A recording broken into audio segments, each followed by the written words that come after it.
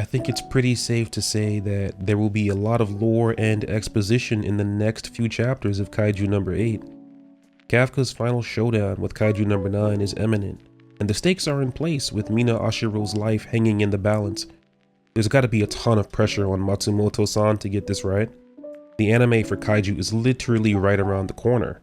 Depending on how the anime is received, it can either positively or negatively impact the manga's future. On top of that, we are about to go into the rematch that we've been waiting 3 years for, so the hype is real.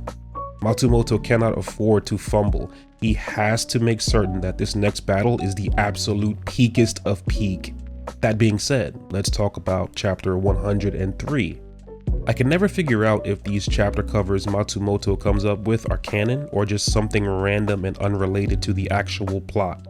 But here we have a glimpse of Mina feeding who I assume is Bako, a much younger, smaller version of her trusty sidekick. The lore behind the cat has long been speculated by many fans. I want to say that some of our predictions were correct. Some were just flat out wrong, and at the end of it all, there is a whole lot more questions that I have now. We'll circle back around to that topic soon. This war has come down to a battle of attrition. Kaiju 9 just needs to hold out long enough to absorb Mina completely. The rookies are preoccupied fighting Daikaiju. Right now, everything seems to be going Kaiju 9's way. Mina's consciousness has entered the stage where it's being invaded. Homie straight up took her to the Shadow Realm and is attempting to use visions of her fallen friends and comrades, all the while using the face and, I assume, voice of Kafka in order to lull her into a false sense of security. I'm wondering how he knows so much about Mina's relation to Kafka that he would take on his appearance to try and trick her. Either Isao knew more about them than I thought, or number 9 has already absorbed some of Mina's memories. Just a little detail I caught. I'm gonna do my best not to think about it and just go with the flow because that is a long rabbit hole to go down. Bako comes in clutch and stops Mina from following Kafka number 9. Many of us were wondering where the heck has Bako been this whole time. Last we saw him was when 9 pulled up on Mina through the teleportation gate. We all just assumed that Bako got stomped by 9 off page, but no, Bako was here to save the day. Apparently Mina told Bako to hide before her fight began, and as a resident lover of cats in this community, I can certainly say that I would have done the exact same thing. But, you know, Bako took a page from the book of Gojo, like, nah, I'd win, and proceeds to lunge at Kaiju 9. I'm gonna keep it 100 with y'all. I have no idea why this image is reminding me of Tony the Tiger, and now I suddenly want some Frosted Flakes. Kaiju 9 is like, you're the epitome of loyalty. Like, get the hell out of my face. Bako is not really a cat, but is at the same time. So here's that thing I said we'd circle back around to. After Bako gets its arm blown clean off, we get the reveal of some kind of kaiju-like healing factor, implying that Bako is some type of kaiju. Now this isn't that crazy of a reveal because most of us thought that Bako had something to do with kaijus in some capacity. I personally just assumed that Bako was half cat, half kaiju due to, the same transplantation surgery that humans like Gen Narumi undergo. It wouldn't be far-fetched for Mina to try to save some poor, dying cat's life by allowing that to happen. So once Bako is done whiffing Fury Swipe like it's a whole Pokemon, he continues to get packed by Kaiju number 9, and at this point Mina has front row tickets to watch this massacre go down, and she can't take it anymore.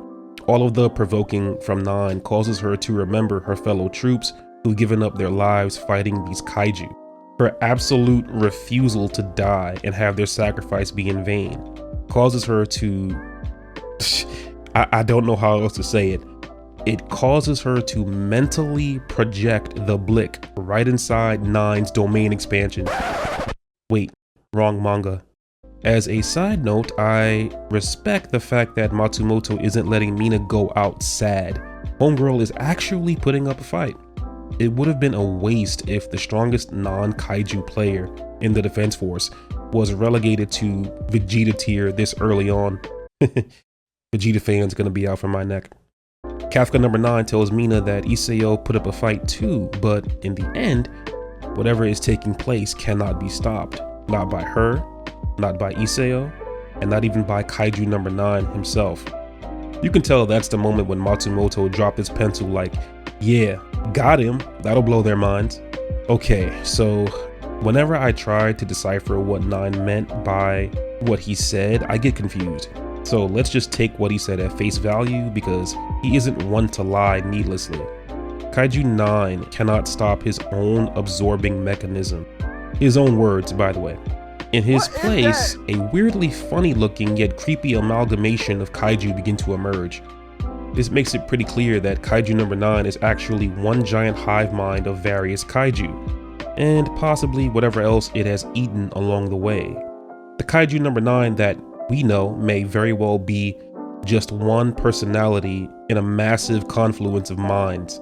That makes Mina's situation 10 times worse, because how do you fight off that many differing forms of kaiju? I can see why 9 said that not a single person in history has ever escaped it, and even that statement has got me thinking.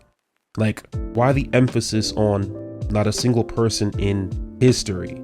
How long has this thing been consuming other kaiju? Is Kaiju 9 originally another being that was absorbed by this hive mind-like being? I've got so many questions right now, but I'll throw some predictions out there. First of all, I think Mina being trapped within Kaiju number 9 is going to be key. Kafka isn't stronger than number 9 in his current state. I can easily see Mina having to destabilize 9 from the inside long enough for Kafka to do his thing. That would be a battle on 2 fronts, thus fulfilling Kafka's goal of fighting alongside Mina when it really counts. But I can also see Narumi and Kikoru showing up to support at some point. I don't think there's any way they'd sit this fight out.